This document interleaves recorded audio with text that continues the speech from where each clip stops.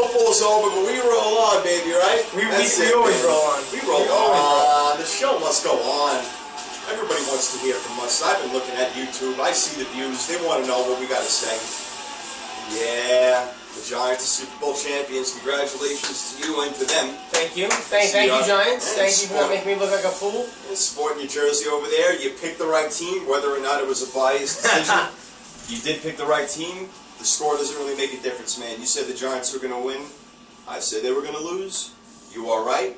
You even went as far as to say that Eli Manning would be the MVP, and you were right about that, too. Yeah. Your little dark horse was Jason Pierre-Paul, and he very well could have been along with Justin Tuck. So, how you feeling, man? Listen, 4th Super Bowl, bro. How does it feel? It feels great. I mean, Jason Pierre-Paul did play a great game, but if there was a defensive MVP in that game, I think it would be Mr. Tuck. Mm-hmm.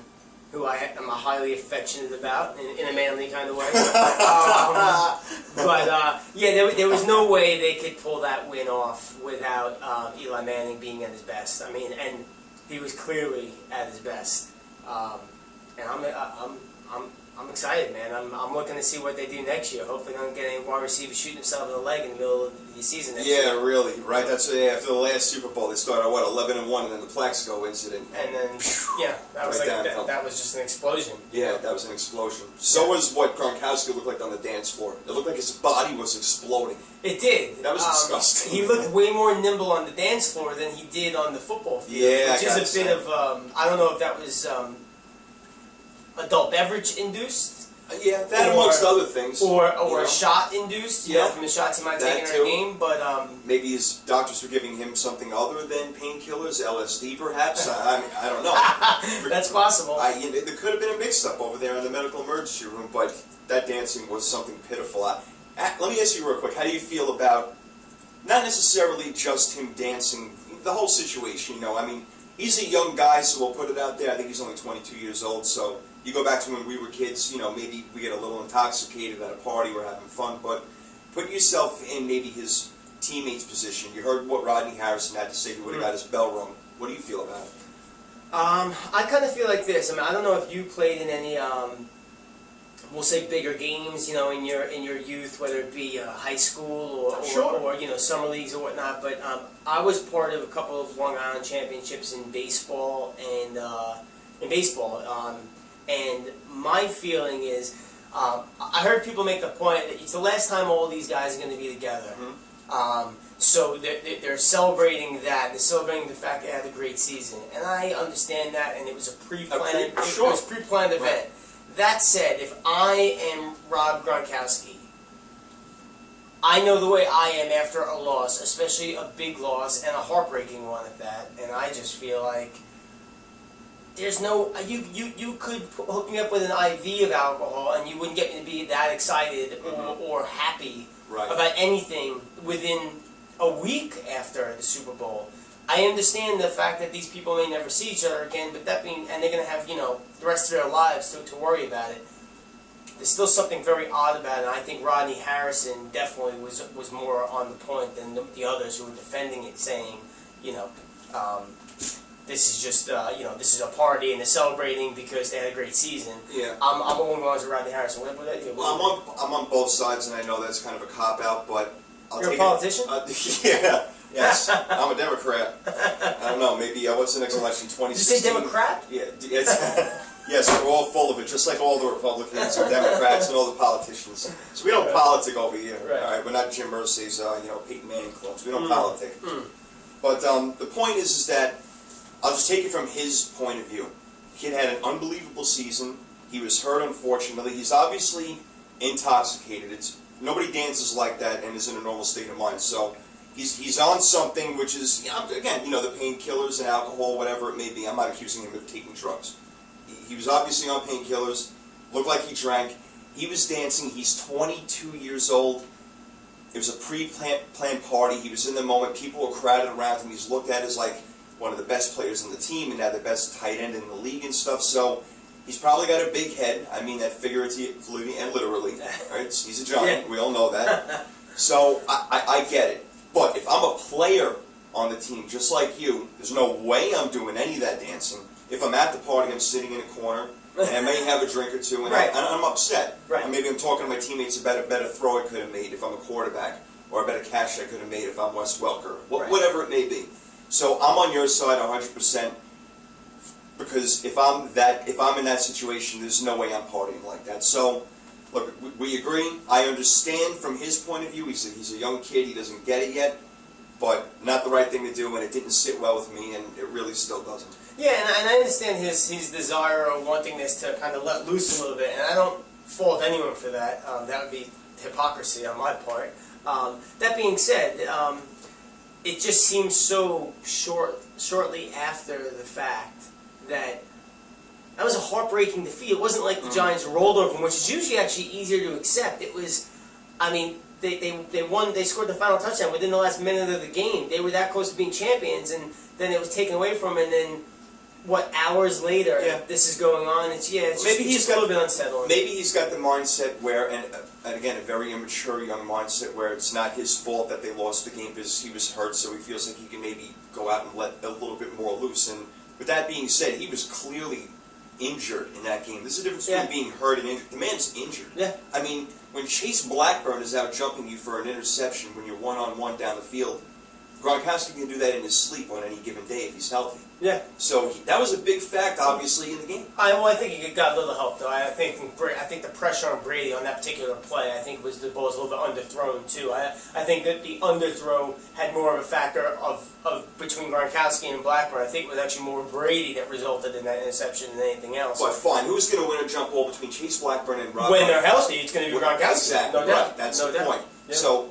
I'm not saying that the Patriots would have won if Gronkowski played, but it was a clear factor. They didn't even throw the ball his way until I think about 2 minutes left in the first half. Right. And then he had 2 catches for the whole game, and then obviously the one with the interception. And he didn't play in the 2-minute drill at the end of the first half or at the end of the fourth quarter until, that last couple of plays. So he was injured. The Giants took advantage of it defensively. Correct. What am I saying? The Patriots, they didn't have much. There wasn't much to do because they didn't have Gronkowski as their number one threat. So I'm saying the Giants took advantage of it defensively. Absolutely. They were able to.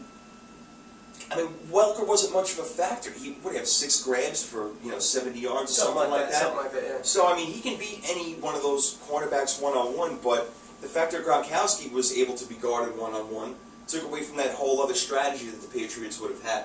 So I just think that it's clear that it would have been a different game had he been healthy.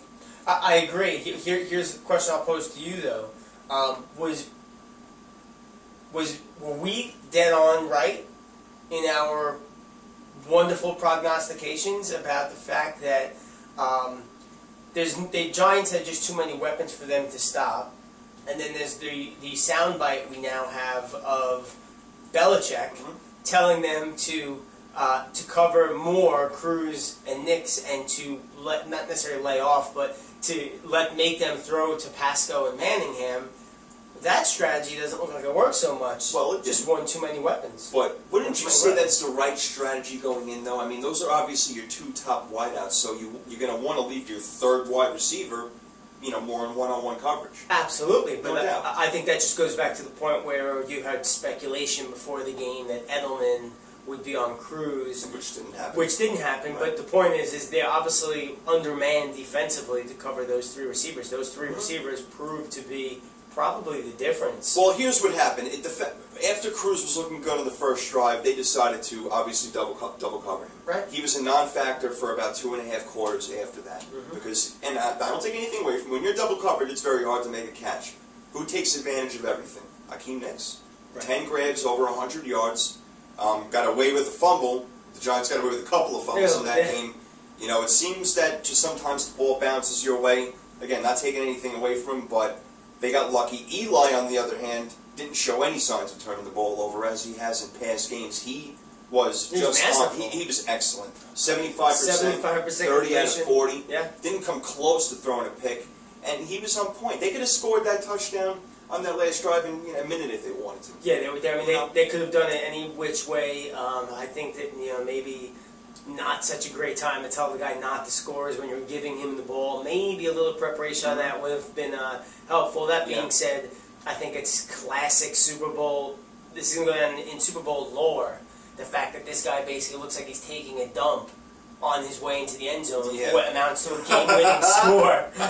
I mean, it's just fascinating to me. It was the greatest game-winning score I've ever seen in my entire life. The funniest one. It's phenomenal. At the very least. It's just great. To keep playing the game, no doubt, we're going to wrap up the Super Bowl talk because we're a few days into it, past it. But the key turning point of the game was Wes Welker dropping the ball.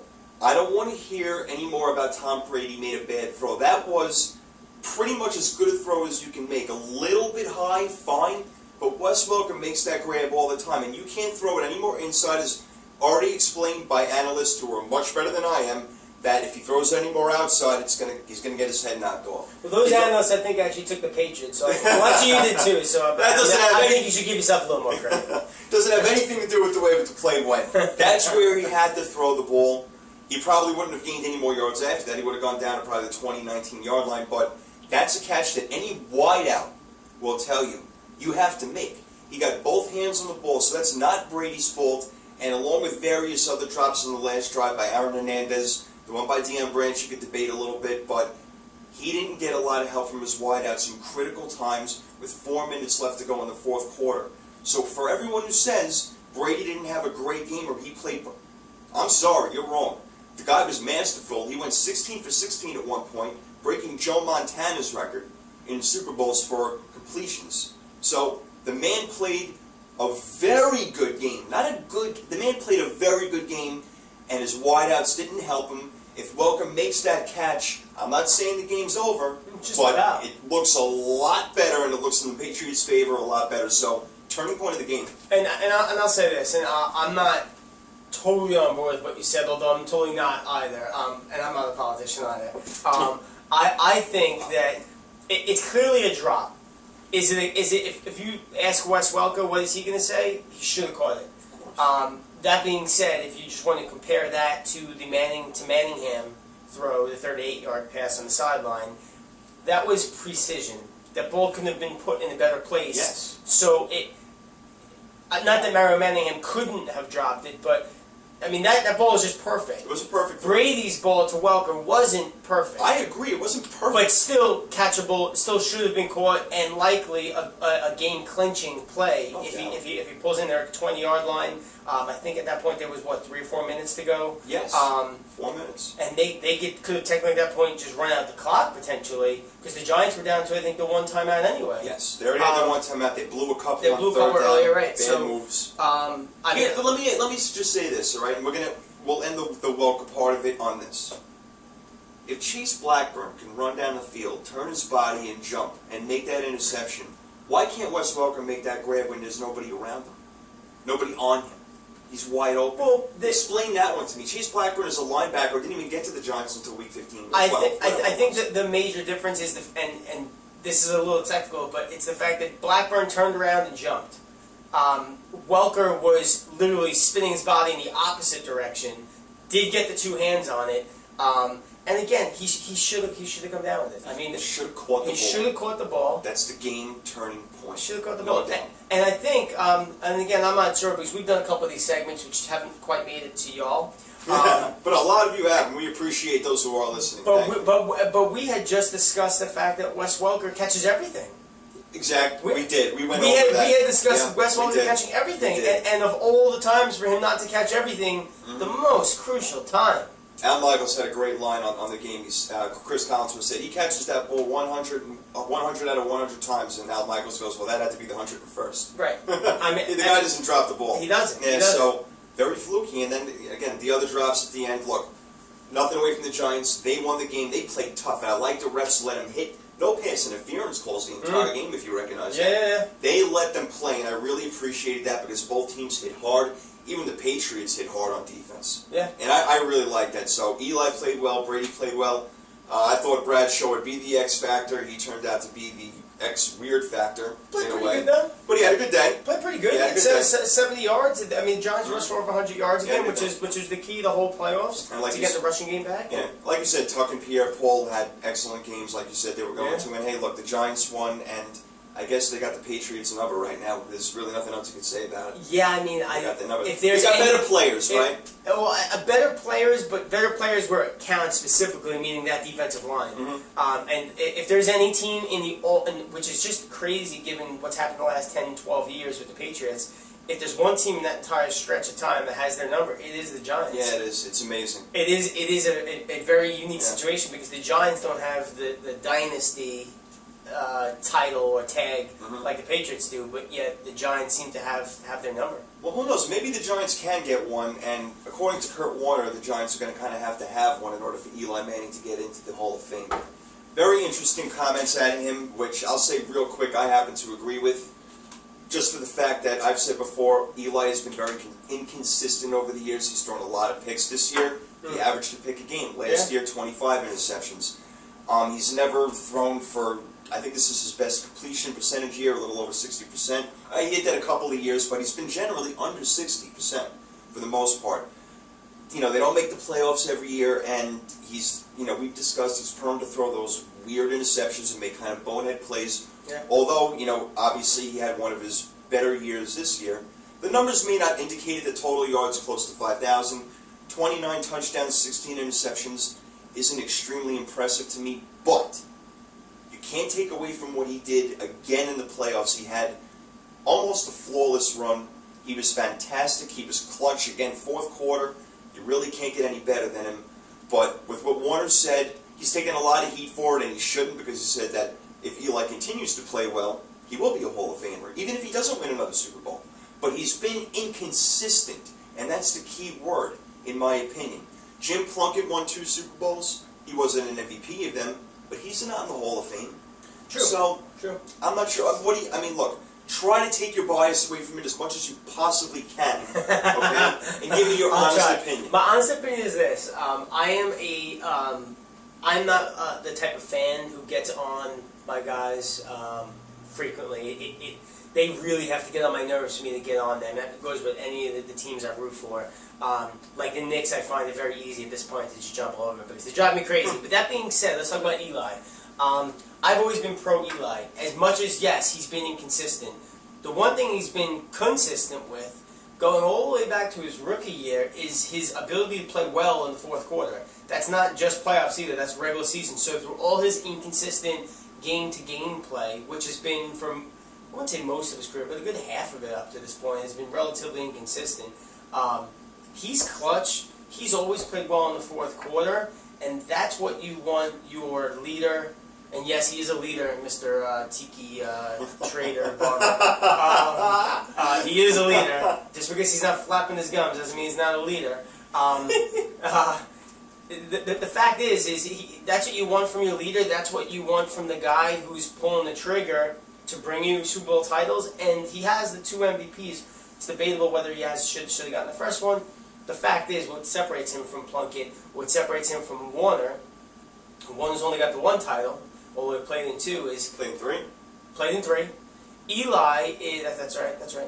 Eli is 2 for 2 in Super Bowls and MVPs, and I don't know if that qualifies him for the Hall of Fame today, but I think he's taken a mighty large leap or step towards that. No doubt. I mean, another 2 or 3 years of this, not the 6 to 8 he's probably going to play. Another 2 or 3 years more of what he did this year, piggyback on the rest of his career, and I don't think there's any debate. But that's the question. Can he keep doing it? Because that's the key. Again, the key word is inconsistency. Yes. Let's see if he comes back again next year and does the same sort of thing. You know, he's got to lower his interceptions. I'm not blaming these interceptions this year on tip balls by wide receivers. I'm not.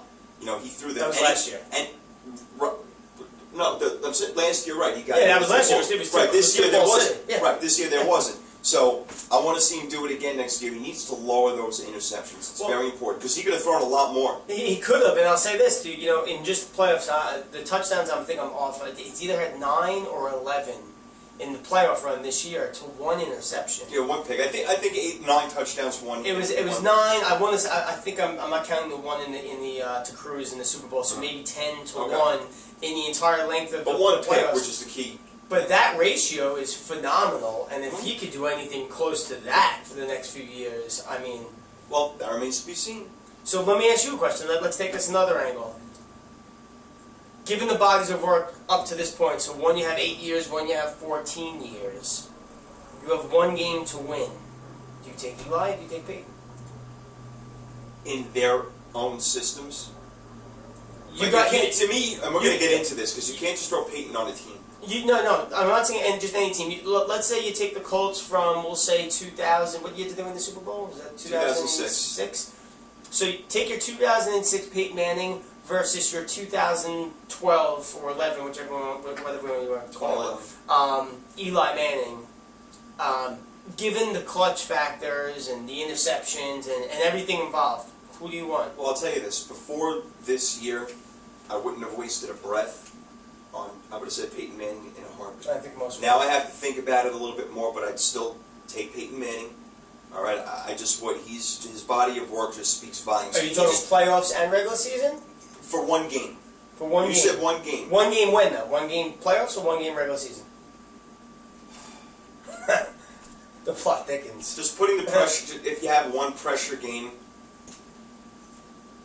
I mean, can I have Peyton for the first 3 quarters and then put Eli in the fourth? I don't know. Maybe we got to ask Archie about that. Yeah. Will Archie allow us to do that? Maybe we can get Archie in there for a quarter. Who knows? Well, you did say before that if Eli does win the Super Bowl, you said this, a couple of weeks ago, that if he does win the Super Bowl, that the discussion will now build, and it will. In my opinion, we'll get into it more down the road. I would still take Peyton Manning any day, just because of how long he's done it and how consistent he's done it. And he hasn't had a bad season since his rookie year. No, he hasn't. And the truth is he's very much machine-like. Like he's like robo quarterback to a certain extent. You got to think about the teams they play for. Listen, he plays on a much better team, Eli Manning. I mean, there's not even a question. His defense is a gigantic reason why they were where they were. All right, offensively, Eli Manning is their MVP clearly, but both Super Bowls, the defense played extremely well when it counted. And that's when it counted, right. That's the key thing too. Because the regular season, sometimes they're an abomination. And the Colts never have a good defense. They have the defense where you have to be in the lead, all right. Otherwise, you're in trouble. Otherwise, they'll run all over you, the opposition. They do have the bookend, the ends though, which you would think would bode well in games, just like the Giants have the advantage over the Patriots. You would think that would have bode well in those games against the Patriots for the Colts with Freeney and Mathis on the end.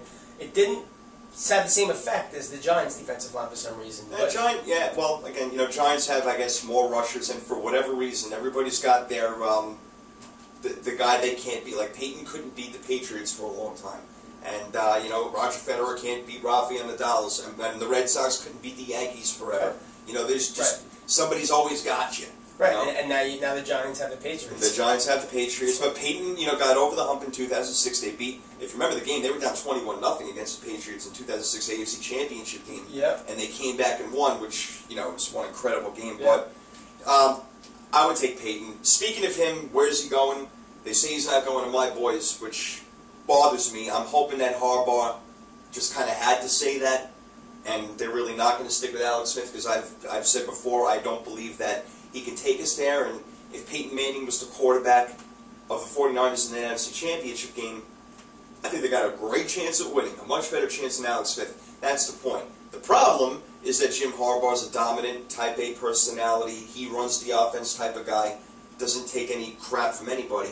Not that Peyton would give him crap, but Peyton, as I've said before, and I wrote an article about this on my blog January 26th, I believe it was, and apparently now all these analysts are coming out and biting off of me. They must have all read it. That's exactly what happened. There's no doubt. I actually meant to tell you about that. You see? I know. There's no wonder I was getting so many hits on the blog that day. Everybody working at these major networks was biting off of me. Peyton can't just jump into any offense with any type of coach. Mike Shanahan, Jim Harbaugh, Andy Reid. Not that he would go to the Eagles. He's going to bring his offense with him. He has to bring his offense with him. Right. Where's he going to do that? Where is he going to do that? Who's going to allow him to do that? It's not going to be Jim Harbaugh. Apparently not. Again, I hope he's just saying it, but apparently not. But I think you made the point where it needed to be hit was that Harbaugh's type A personality is just. Not that they wouldn't be able to work together. That's not. I don't think that would ever be an issue. Peyton Manning and other people like Mike Shanahan, I think, might be an issue. Yes. I'll get to that in a second. I'm with you. But Harbaugh has a system And I don't know that he would allow for Peyton's system to override his. Exactly. Given especially the success of just his first year in the NFL. Right, and it's Jim Harbaugh's offense. He calls the plays. Right. He's not going to... He's a former quarterback. Right, you know? and if he doesn't call the plays, then he's just standing on the sideline. Right. You know, doing what... and he's great, you know, he's obviously, you know, apparently a great head coach, but the point is that Peyton's got to go somewhere where he's going to have the freedom to run the offense. So it's very limited now. You can talk about Miami because they got a new rookie head coach, Joe Philbin, the offensive coordinator from Green Bay. Yeah. So I'm sure that he would cater to Peyton Manning and say, yes, take over the offense, do whatever you want. That's either going to be Peyton Manning or Matt Flynn. It could be Matt Flynn because Matt Flynn's his guy. It's going to be one or the other, if you ask me. I think it's going to be Flynn. Mm-hmm. Although the weapons are in Miami for him to go there. He's got weapons. You mentioned Arizona. You know, Ken Whisenhunt he's an offensive coach. So, you know, where does he go with that? He doesn't seem like he's got that extremely dominant personality where would be too prideful to let Peyton take over. There's money issues over there with Cobb. Let me throw this one at you, and I've been thinking about it now for a little bit. I think Kansas City is a perfect fit for this guy. Division, they got a run game, they got a good defense, they got Dwayne Bowe. I don't see why that wouldn't work. I'm not sure that it wouldn't work, and that's actually one of the least. I don't even think I've heard that anywhere else other than you. Which means, I'm the sports prophet. I was just going to say that, as you are the sports prophet. So if he goes to Kansas City, you heard it here first. Yeah, see? That being said, I don't think it can't work in KC, especially because most of those teams out west play more of that. They usually have more higher scoring games and whatnot. They play a little less defense out there. Look, you got Denver, you got Oakland, whatever. They're 8-8 teams, pretty much. And then you got San Diego, who's like, you don't know what you're going to get. They're like Jekyll and Hyde. Yeah, absolutely. You know, so, I mean, could that happen? Absolutely. My gut still says Arizona because the Cobb thing is...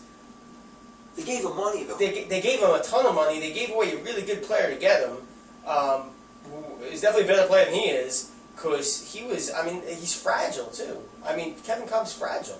Extremely fragile. Maybe even more than a hurt Peyton Manning at this point. And I'm not even about to I wouldn't even dignify a conversation with Peyton Manning and bring John Skelton into it, so that's not an issue. So, I mean, I see that as a likely destination. Washington? Absolutely not. How could you... That team is so pathetically inept on offense, even with the guru of Mike Shanahan, which I think is highly overrated. Highly overrated. Thank you, John Elway. Yeah, John Elway, Terrell Davis, offensive line, one of the best of Sharp. all time. And while he does incorporate a good scheme, you need the players to do it, so... Yeah, I mean, but there hasn't been anything remotely close to even look like it since he's been in Washington. No. They've been, other than having the Giants number, they've been just terrible in Washington since he's been there. Joe Theismann's completely against Peyton Manning going to Washington. Did you hear his comments? No. Yeah, Theismann said, real quick, just to paraphrase, that he said it would be, quote-unquote, a horrible idea to bring Peyton in because they keep bringing, his point is they keep bringing in, these... veterans, and they pay him a lot of money, and they go nowhere, and they don't try to rebuild and everything. And I agree with him. It sounded like he was bashing Peyton, but he wasn't. Just to clear the air. So I agree. Washington's not a place for him because Mike Shanahan is not going to let Peyton Manning run his offense. So it's not going to happen. So what about the Jets? I personally don't think so because I don't think that he would want to play for them, especially because of Rex Ryan. Not that I say he dislikes him, but I don't think he wants to be in a loudmouth team. The Colts have been a quiet model organization up until this point, up until now. Yeah, he wants to go to a place like that. Kansas City, like I keep saying, they're a very professional organization also. I mean, Lamar Hunt is one of the godfathers of, the AFL-NFL merger. Yeah. Not that, he's around anymore, but, the family and everything. They have Pioli and Crennel exactly. By way of New England, which would be a very ironic situation. And here's another point. That's the thing. Crennel is the head coach, and he runs the defense. Runs the defense. Right. Peyton Manning can come in there and be your offensive coordinator, player, coach, on the field, the whole thing. I don't see any reason why they couldn't let him come in and just run with it. Because there's not a lot, again, you have to have these combinations. I said it a long time ago. He can't just go anywhere. Yeah, I mean, they're only 1 year removed from that. They were decimated by injuries. Jamal Charles got blown out, the first game? Yeah, Eric Berry. Great safety. Eric Berry. So I mean, but they have weapons. They got Bo. They got Preston. They do.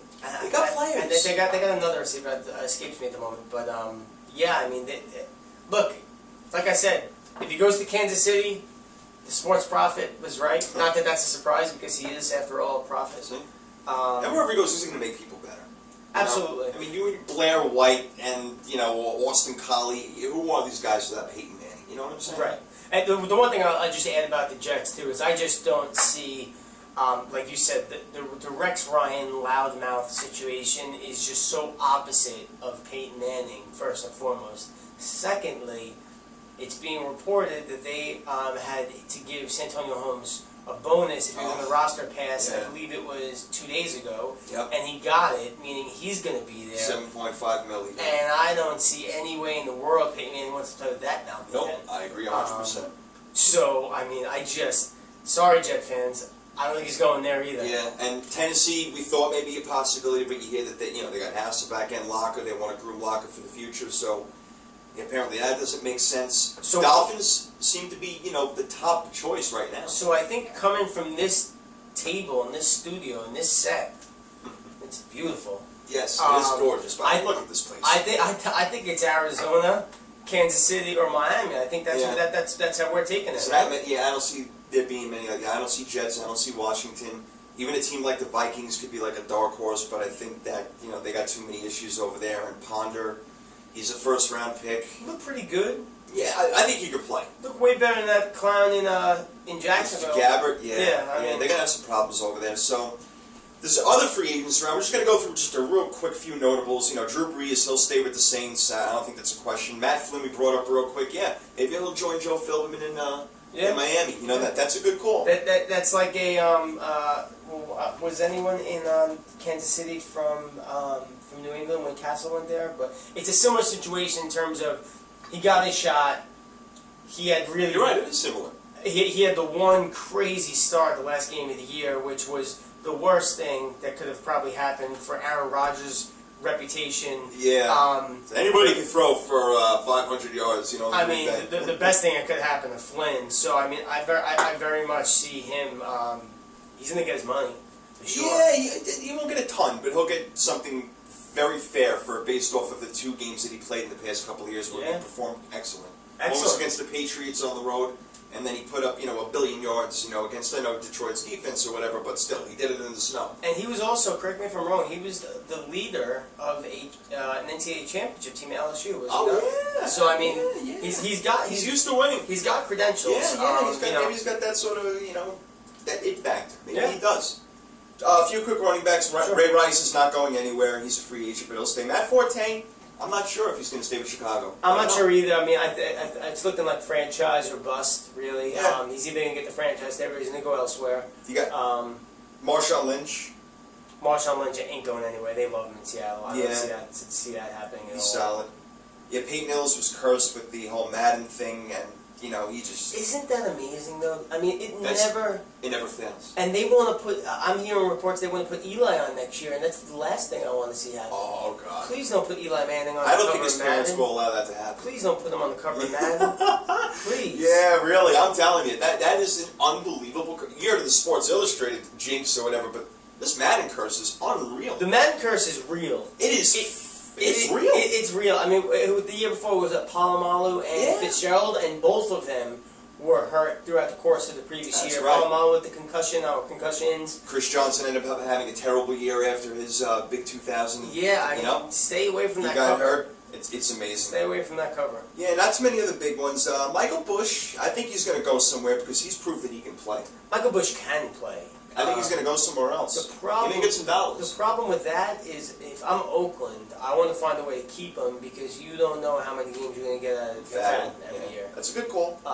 But that being said, they're going to have to give him some dollars, though. Michael Bush is the equivalent on most teams of a starting running back, and he's proven that. Yeah, and he's a load. He's a load. I mean, he is. In the end zone. He's actually, if you combine the talent of LeGarrette Blount, in terms of speed and moves, and the power of Brandon Jacobs, I'm pretty sure you get Michael Bush. That's an interesting one. I like that. It would be a strange-looking love I like child. a little mutation right there. It is. It'd be an interesting love child, with all due respect to those involved in that little, That's excellent. foray I just had there. But Michael Bush is good, man. I'm a fan of Michael Bush. I like Michael Bush. He's got really good feet. He filled a very nice when McFadden was out. So, and they turned into sort of a pass-heavy team toward the end. Carson Palmer, I don't know. I'm sure I'll get better with training camp and stuff like that, but Oakland always just seems to just go. The last time I saw Carson Palmer the way I know Carson Palmer was right about before Kimo von Ollenhofen, whatever his name was, blew out his knee. Way to remember that name, Brian. The pronunciation was spectacular. That was the last time I've seen Carson Palmer as I remember him. He's never been the same since. The last pass he threw, not this year, but the end of the season before when he was still on the Bungles, was a sideline route that was just awful. It was to end the game, and I think if they won the game, I'm not sure if there were playoffs involved or something, but it was gross. Yeah. I mean, he clearly hated it over there also in Cincinnati. But that's no excuse. No, I agree. I'm not condoning it at all. Yeah, I mean, Carson Palmer. I mean, that was what did the Raiders do to get him? I mean, that was just. Yeah, well, you know how they do. They always try to hit a home run and they just ground out the first usually. Yeah, that's definitely that might even be a whiff. Yeah, it could be a strikeout. You're right. Wide receivers, Vincent Jackson. Vincent Jackson's interesting to me because I don't really see him as much of a good route runner, but the man can clearly get down the field and get 3 grabs for 110 yards and 2 touchdowns a game. And he can clearly get up. Oh, he can get up. He can get up. Got great hands. And he's like what, 6'4", 6'5"? Mm-hmm. I mean, he's a big dude. He's a weapon, and I think any team that gets him, any team that gets him is possibly. Going to be in much better shape. I don't see him necessarily staying with San Diego. Yeah, maybe not. I don't know. He's a good downfield threat, no doubt. Rivers could really use him, but I just don't know. Yeah. You got to imagine San Diego's going to have some sort of bounce back season. A few other ones out there. Wes Welker, I can't imagine him going anywhere. He's not Bill Buckner, by the way. Lay off the guy, okay, with these Butterfinger bars and all these. Lay off the guy. He's definitely not Bill Buckner. I mean, listen, Bill Buckner's so not much. even Bill Buckner. It's a game of imperfection. It really. All right, if everybody could do it, then you'll all be out there, okay? So give me a break. Reggie Wayne, I think, will ride Peyton Manning's shoulders to wherever he goes, because Reggie Wayne's going to be pretty cheap, given his elderly status in the NFL and stuff like that, and not coming off a great year. But still pretty good, and I think so. I don't see any reason why he would stay in Indianapolis at this point. It seems. I mean, you're going to have a new quarterback in all likelihood, so you might as well roll at that point with Garcon and Collin and Blair White. See who else they can get or whatever. So I see him leaving, and I think that he may be able to get sort of a package Peyton Manning, Reggie Wayne sort of deal. Who wouldn't take that? Especially if you're going to have Peyton Manning incorporating his offense.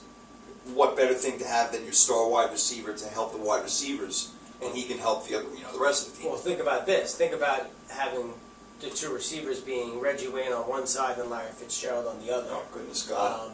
That'd be pretty good. That'd be pretty formidable. Yeah, that'd be pretty unbelievable is what it would be. Deshaun Jackson, he's another one of those, really just downfield threats. Not a great route runner, but an explosive player. Another loudmouth. Yeah, I am. This is a bad guy to bring up to me. I am. He's an Eagle also. But the Eagle thing has nothing to do with it.